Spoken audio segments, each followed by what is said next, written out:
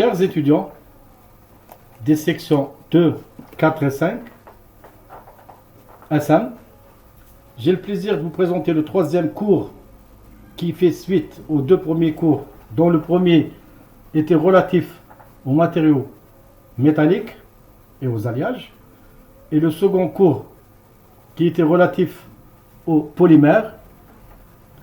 Le troisième cours qui s'intitule les céramiques va donc pouvoir vous présenter de manière générale quelques définitions sur ces matériaux qui constituent la troisième catégorie de matériaux rencontrés dans le monde qui nous entoure.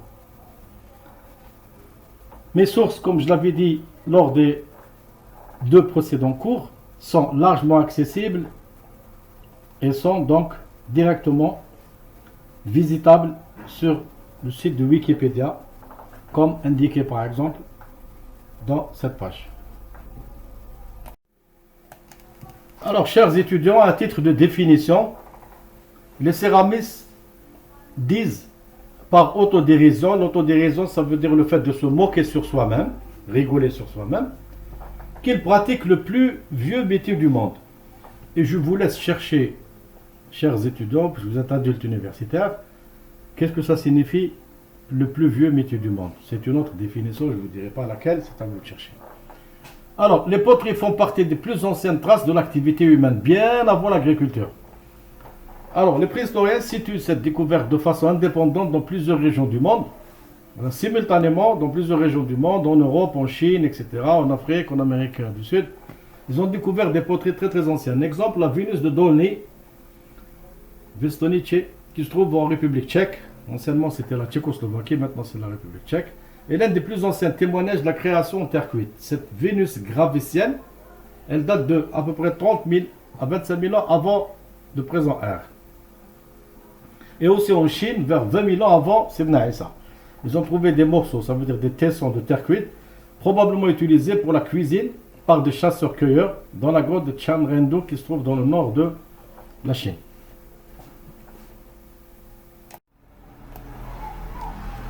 Alors, pour l'histoire, les céramiques en terre cuite ont été utilisées principalement pour une cause qui est la facilité avec laquelle on peut leur donner une forme. Ça veut dire la mise en œuvre. Ce qu'on appelle la mise en œuvre en déformation, c'est de donner une forme à quelque chose, même en métal par exemple. Dans les métaux, en métallurgie, on peut produire une assiette, ou la poêle, ou une marmite, ou une casserole par mise en œuvre. On appelle ça donc la mise en œuvre.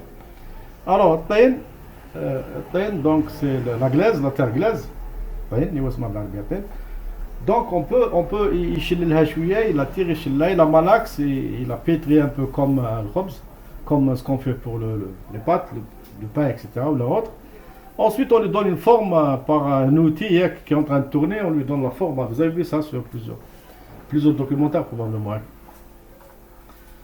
Donc, je vous présente deux très belles photos. L'une, une ancienne poterie du Pays Basque. Le Pays Basque, c'est un pays qui se trouve entre une région qui se trouve entre la France et l'Espagne. Et cette poterie date de à peu près 1850. Donc, c'est une poterie européenne. Alors que la photo de droite, c'est une poterie berbère. Ça veut dire l'Afrique du Nord. Elle vient d'une région qui s'appelle le Rif, ça veut dire la région montagneuse entre l'Algérie et le Maroc. Donc c'est une région qui s'appelle Bni Ouriagil, elle date d'à peu près 1830. Elle est classée 1930, pardon, donc elle est classée art ottoman.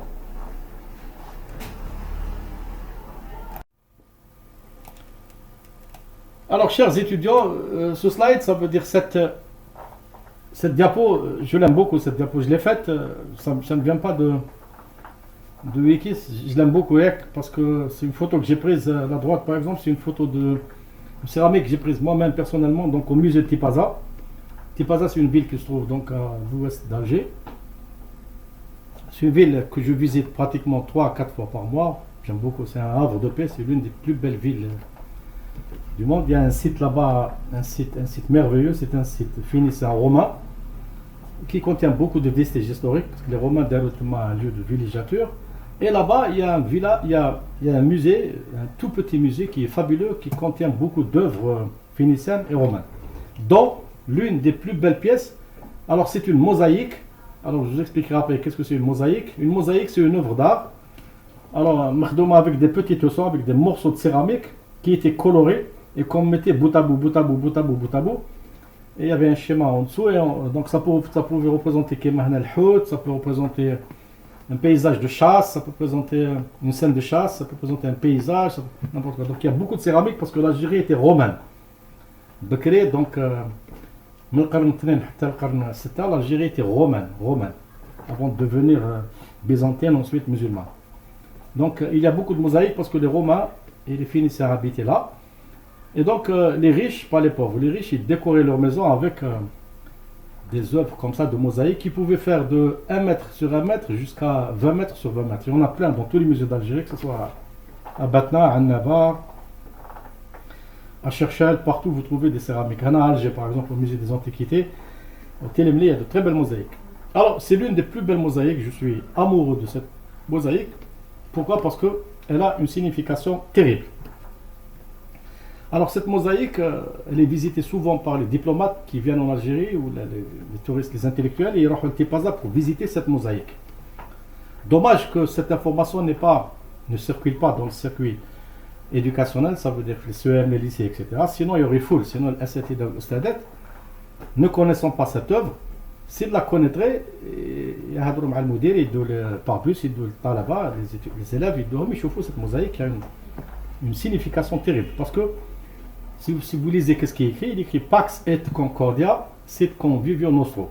Ça veut dire exactement la paix et la concorde, ça veut dire lui am watani, sont notre façon de vivre. Convivio nostro, ça veut dire lui am watani, ça veut dire شحال من قرن قبل من القرن الحالي.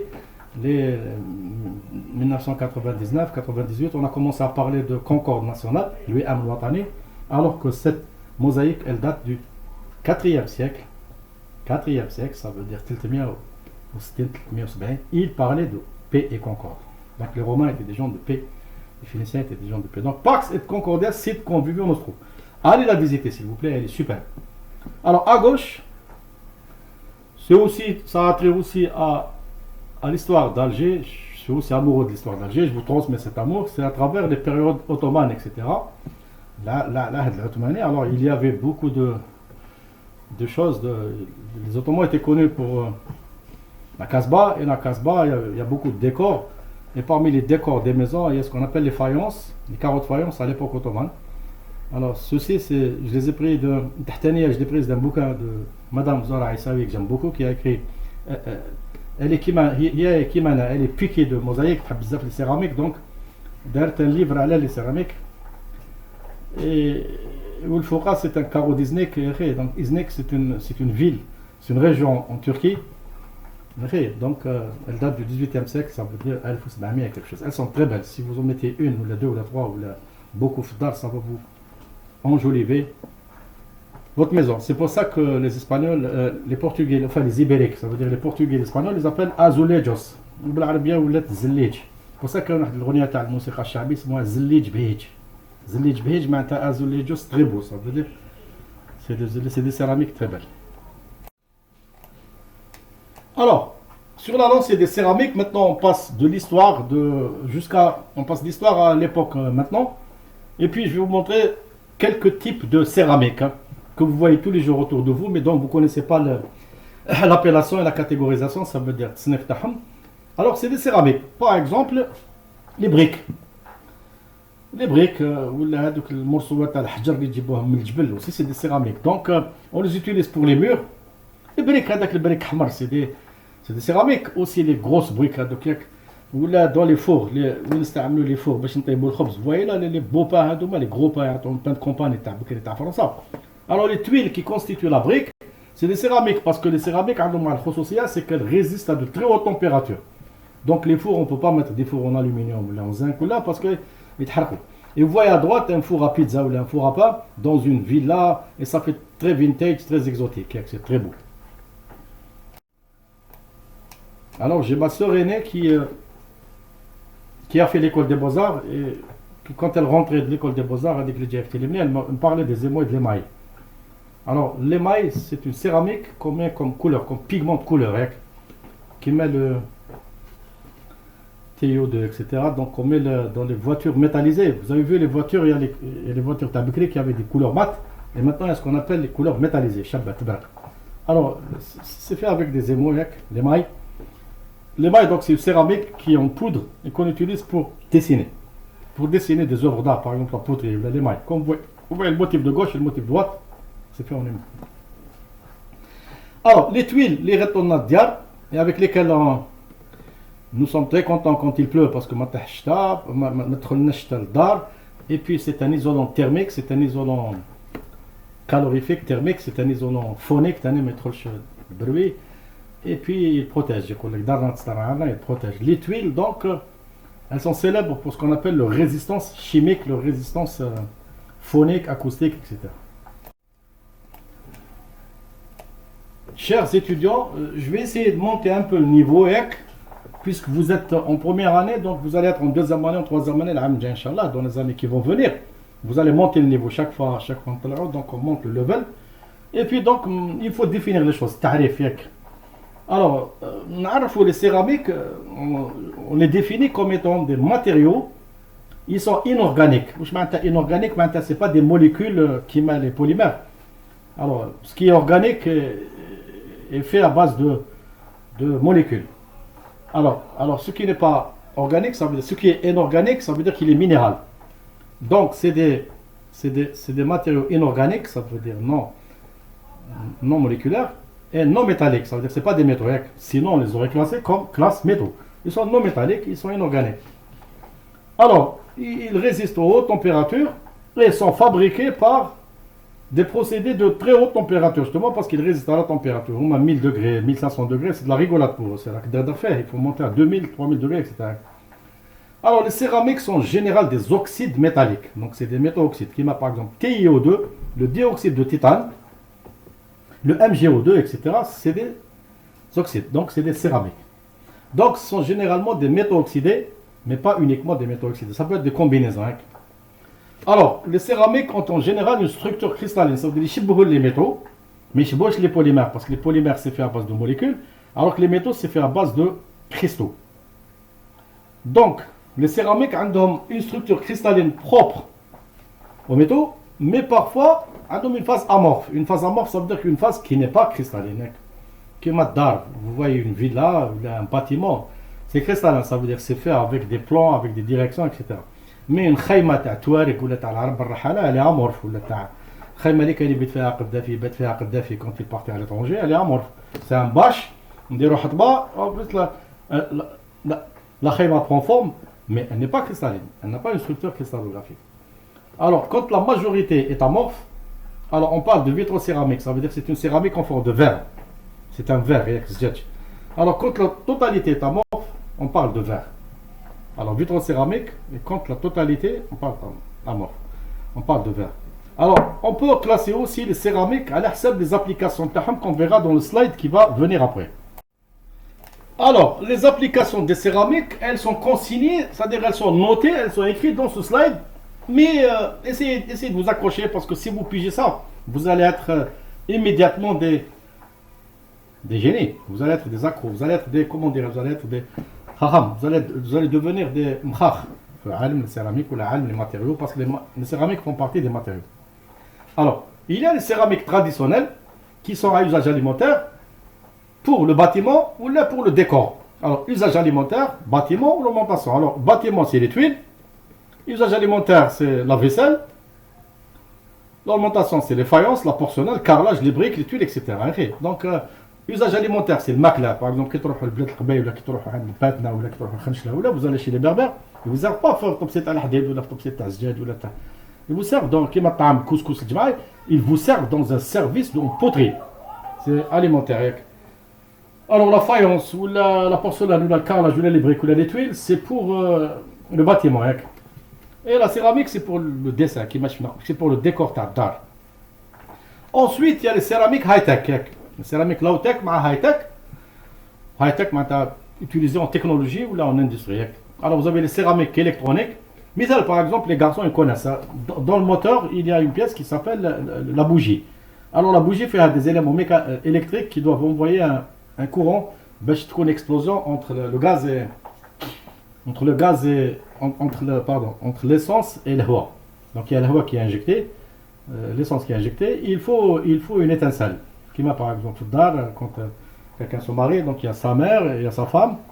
Alors c'est l'essence. Bah, le hwa, il faut un événement pour déclencher quelque chose qui se passe pour la cuisine ou la mara ma عرفتش طيب ou donc pour isoler du reste, un isolant sérieux, donc on a une partie qui est blanche qui est qui est faite en céramique. La partie beda. Alors il y a les céramiques fonctionnelles comme les céramiques diélectriques, c'est pas la peine, c'est un niveau عالي. Les céramiques piézoélectriques. Alors la piézoélectricité, c'est la propriété de transformer un courant électrique en une onde mécanique, l'axe. Alors la piézoélectrique par exemple qui est l'échographe, par exemple, il envoie des ondes mécaniques, ensuite il reçoit un pulse électrique, etc. Donc les céramiques magnétiques, conductrices, c'est-à-dire d'électricité, supraconductrices, ou là, autre chose, la puissance, l'électricité, donc le caraba, quand elle est produite dans une centrale et pour l'envoyer dans une autre ville, les lignes sont isolées entre elles par des trucs bioda, comme les céramiques. Dans le slide précédent, j'étais en train de vous parler des bougies d'allumage dans un moteur de voiture. Et ben, vous voyez, il y a 3 bougies ici, et normalement il y a un 4e derrière. Est-ce que vous voyez, donc il faut casser l'électrode, ou c'est l'électrode, ou Benatom, c'est le truc blanc, ben, c'est une céramique. Alors, ce qu'il y a, la photo de droite qui a un fond bleu, ben, c'est une sonde ultrasonore, un écho-doppler.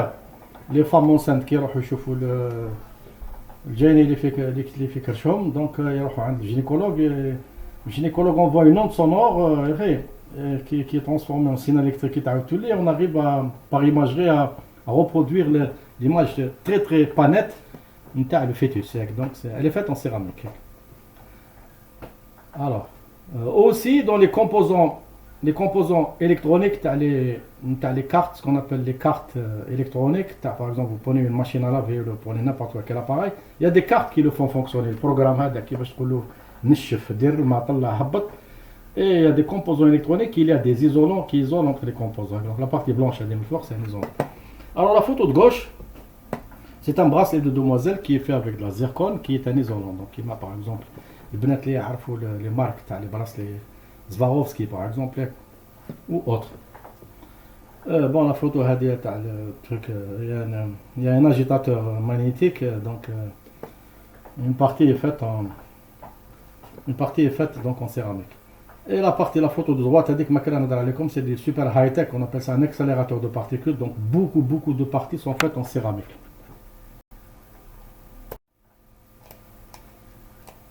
Ok, maintenant je vais arriver à quelque chose qui est un peu délicat parce que moi aussi j'ai des petits soucis, je dois aller chez le dentiste et puis je suis sûr qu'il va me dire qu'est-ce que tu veux implanter, donc tu veux implanter une céramique ou là tu veux implanter le zircon, c'est le plus cher. Il faut les habitants en zircon, les habitants en polymère ou les habitants en truc, etc. Donc les céramiques dentaires existent. Donc les céramiques elles sont très très chères. Comme le zircon, je sais qu'une dent en zircon ça doit faire à peu près 5 4 6 ملايين, je sais pas cher. Donc si vous avez 4 ou 5 à changer, vous faites le compte avec la main d'œuvre le plombier, le dentiste, ça chiffre. Vous voyez donc un monsieur qui a une dent qui est pourrie, qui est en train d'installer, donc un truc, je sais pas si en composite ou en polymère.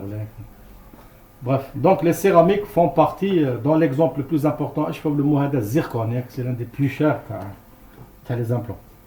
Alors, les plus récents systèmes de reconstitution en céramique utilisent une céramique conventionnelle qui est la feldspadite. Elle est dérivée d'un minerai naturel qui est le feldspath. Feldspath, c'est les géographes qui maintenant sont première année ou la deuxième année, il y a le feldspath. Alors, ce matériau est utilisé pour produire des coiffes. Ça veut dire terlif céramico-métallique, donc ce n'est plus une céramique, donc on appelle ça un composite parce que c'est un mélange entre céramique et métal. Mais aussi toutes les coiffes dites jackets. Alors les coiffes jackets sont jackets avec, donc qui sont entièrement en céramique, qui sont très esthétiques, surtout pour les demoiselles parce que les garçons ils s'en foutent. Les dents d'un garçon, ils n'ont rien à fiche. C'est le bnet qui, quand elles font un sourire, elles vont faire un sourire Colgate, ça veut dire un joli sourire. Alors, les céramiques dentaires feldspathiques sont à prédominance de matériaux en verre avec une structure amorphe non cristalline. Alors, un verre est un composé minéral fabriqué à base de silice. الزجاج هذا اللي راهي في التواقي تاعنا دونك السيليس الرمل تاع البحر ولا الرمل تاع الوادي يطلعوها 3000 دوغري من بعد يديروا له دي بروسيسوس thermochimique ومن بعد يولي ان فير هيك. Alors, c'est une structure vitreuse, maintenant désordonnée. Alors, il est mis sous en forme de poudre agglomérée. Donc, agglomérée, maintenant, c'est une poudre et consolidée. Maintenant, on exerce une pression, mais je voulais presque solide. Alors, il possède une grande stabilité chimique. Ça veut dire qu'ils ne sont pas attaqués. Qui m'attaque le, je sais pas, attaque le, par exemple, vous buvez Coca-Cola, gazeuse, ou là, même un peu d'acide, ou là, même n'importe quoi. Ben, ça n'attaque pas les dents parce qu'il y a ce qu'on appelle la stabilité chimique. Du fait que les liaisons de type covalent ionique unissent les atomes. Alors, ces propriétés leur confèrent une très bonne biocompatibilité. La biocompatibilité est le fait que qu'ils déclenchent un matériau étranger, par exemple une prothèse dentaire, si elle n'est pas biocompatible, elle va vous faire un cancer de la bouche ou des eczémas. Mais si elle est biocompatible, elle sera biocompatible. Alors, chers étudiants, dans ce slide, j'ai le plaisir de vous présenter quelque chose qui est vraiment ce qu'on appelle high level, high tech, advanced topics. Advanced topics, maintenant les sujets avancés. Les sujets, tu as les années d'Orca, ça veut dire 2000. Alors, les sujets qui concernent donc ce qu'on appelle les prothèses. Alors, il y a deux prothèses, il y a la prothèse de la hanche et la prothèse du genou. Nous sommes jeunes, enfin Thomas, vous êtes jeune, vous avez 20 ans, moi j'ai 60 ans, donc moi si je tombe, c'est un peu dangereux, mais Yimma, qui a 90 ans, si elle tombe, alors elle ne peut pas régénérer Adam rapidement, du coup on va lui faire une prothèse. Alors vous avez les prothèses de la hanche qui sont horriblement chères, avec la prothèse du genou, qui sont faites avec un mélange hyper compliqué. Il y a de la céramique, il y a du polymère, il y a du métal. Alors une prothèse totale de la hanche, c'est minimum 3000 euros sans intervention. Ça veut dire sans les 3 chirurgiens, plus les 4 anesthésistes, plus les infirmières, qui revient à peu près à 4000, 5000 euros. Donc du 7000 euros par intervention. Donc, la photo de gauche, c'est une prothèse complète. La photo du milieu, c'est une simulation de la prothèse en activité. La photo de droite, donc c'est la dame combinée avec la prothèse. La photo de gauche, c'est les différentes entrantes à la prothèse. Ensuite, la photo a dit qu'il y a 3 personnes avec le monsieur sont en train de lui suturer le genou après lui avoir installé une prothèse. Et la photo, le kharaniyaga, c'est post-opératoire, ça veut dire c'est gentiment essayer de laisser photographier après l'intervention de l'installation de la prothèse de genou.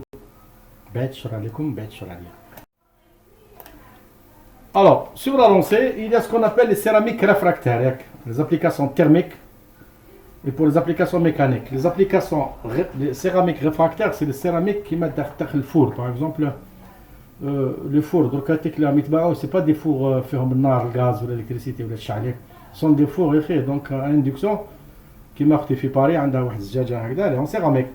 Donc تحط فوقها les casseroles, elles règlent comme ça, donc elle règle comme ça بصباحها هكذا, c'est comme sur un téléphone. Et puis elle allume, تنقص تزيد, c'est des céramiques à haute température. Alors il y a aussi les céramiques structurales qu'on appelle les céramiques pour les céramiques structurales, c'est les céramiques qui sont produites par des matériaux de structure, donc qui sont destinés pour l'usinage. Alors, qui met les abrasifs, qui met les papiers Emery, c'est du SIC, les dérobés, par exemple, les mécaniciens, les tauliers, pas les mécaniciens. Les tauliers, vous voyez de temps en temps, donc il faut un polissage, la tôle, comme le Sibroha, fait donc du SIC, fait certains céramiques. Ou les outils de coupe. Ou là, par exemple, les tronçonneuses, etc. Donc, on a un revêtement en céramique. Ou là, les plaquettes de frein, par exemple. Certaines plaquettes de frein, dans les voitures de course, là, ils ont un revêtement donc, qui est en céramique parce que quand vous freinez, quand une voiture de course freine, elle est à 300 km/h, elle freine, donc il y a beaucoup de chaleur qui va dans les plaquettes de frein. Donc, il faut que les plaquettes de frein résistent aux 3 températures si on est extérieur. Sinon, le problème de cas, c'est le support de catalyseur. C'est-à-dire dans les pots d'échappement tertiaires actuels et qui coûtent horriblement cher. Par exemple, j'ai une amie, سرقوا لها الكاتاليزور ماشي لهنا في كندا parce que مازال ما لحقش الحضاره هذيك تاع سرقوا لنا في les catalyseurs تاع les ce qu'on appelle catalyseur, ça veut dire على جال l'environnement qui يخرج دخان من الموteur au lieu d'être envoyé dans la nature, il passe dans un système qui le purifie un peu avant de l'envoyer. On appelle ça donc un catalyseur. Alors, les pots catalytiques, donc, ils servent au Canada. Et ça coûte 4000 euros. Un pot catalytique, il coûte presque le tiers à la voiture, ou le quart à la voiture. Alors, feront des céramiques structurales. Alors, pour les applications optiques, les lunettes, les chauffeurs, l'astronomie, etc. Tout ce qui est de transparence, émission de la lumière, donc on utilise des céramiques. C'est aussi pour le nucléaire, donc le combustible nucléaire, donc il y a des revêtements, il y a beaucoup de trucs dans les instruments, pas les instruments, dans les pièces, les réacteurs nucléaires qui sont faites en céramique.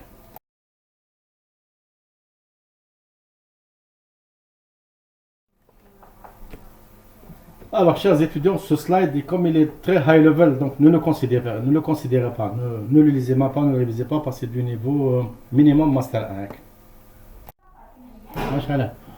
Chers étudiants, alors la fabrication de toutes les céramiques qu'on a vues en haut passe par des procédés qui ne sont pas très nombreux. Il y en a 2, 3 ou 4, donc je vais vous parler des principales. Alors, la fabrication des céramiques, elle démarre généralement d'une poudre. Alors, pour les céramiques traditionnelles, généralement, celles qui sont destinées au confort, ou là qui sont destinées au makla, ou là qui sont destinées au décor, elles sont fabriquées à partir de matières premières qui sont naturelles. Naturelles, tabi'iyya. Comme la terre glace, il y a l'argile, le kaoula. Alors que pour les céramiques techniques, ça veut dire, les céramiques techniques ne sont pas, c'est-à-dire la quantité n'est pas aussi grosse que les céramiques naturelles. C'est des petites chips. On fabrique pas, on fabrique 1 kg, 2 kg, 3 kg. Alors ce sont des poudres micrométriques, alors qui sont obtenues par synthèse chimique. Ça veut dire pour les étudiants parmi vous qui sont en salle, qui veulent faire de la chimie, il y a une discipline dans la chimie qui s'appelle la synthèse. On synthétise des matériaux. Synthétiser, ça veut dire produire des matériaux. Donc on appelle ça, on les appelle cette technique, la technique de synthèse chimique, les céramiques techniques, on appelle ça les céramiques fines, qui met les demoiselles qui ont une taille fine. Donc on appelle céramique fine. Par contre, les autres, elles sont produites à partir des matières naturelles, qui met par exemple les tuiles. Allez, Jeep, de semi-remorque, des centaines de kilos. Alors que les céramiques fines, c'est 1 kg, 2 kg, 3 kg. Alors, dans la plupart des cas, on met en forme cette poudre. Ça veut dire la poudre qui a une forme, même le kaolin, par exemple, même le pain a une forme, qui m'a par exemple ou là. Et puis, on l'a fait cuire. On l'a fait cuire. On l'a fait cuire dans un four, donc un four à cuisson, c'est un four kibir. Si vous avez l'occasion d'aller un jour dans un producteur de poterie, vous allez voir qu'il a un atelier de mise en forme, un atelier il fait des fours, des fours, qui met des fours à pizza. Donc il les à certaines températures, à un certain temps.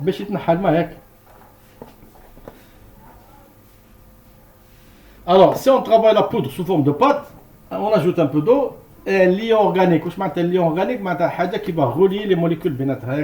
Alors, pas les molécules, pardon, les cristaux bénatomes, donc qui vont être éliminés. Le liant et le ma vont être éliminés pendant la cuisson. Ok, donc ils vous disent que cette pâte peut être travaillée à la main, comme la poterie traditionnelle, ou bien injectée dans un moule. Alors il y a des gens qui, au lieu de fabriquer qui matraquent par exemple, ils fabriquent les objets mais à la main, parce que ça va prendre beaucoup de temps. Ils fabriquent une machine qui va produire en injection rapide. Voilà. Donc je pense que c'est pas la peine de les lire. C'est les choses les plus importantes, ce qui était rouge, donc ce qui était tagué en rouge. C'est les choses les plus importantes pour vous, les autres, donc ça va être, vous allez les voir dans les années à venir, Inch'Allah, enfin dans le cursus de L2, L3 et le Master, Inch'Allah. Merci de votre écoute.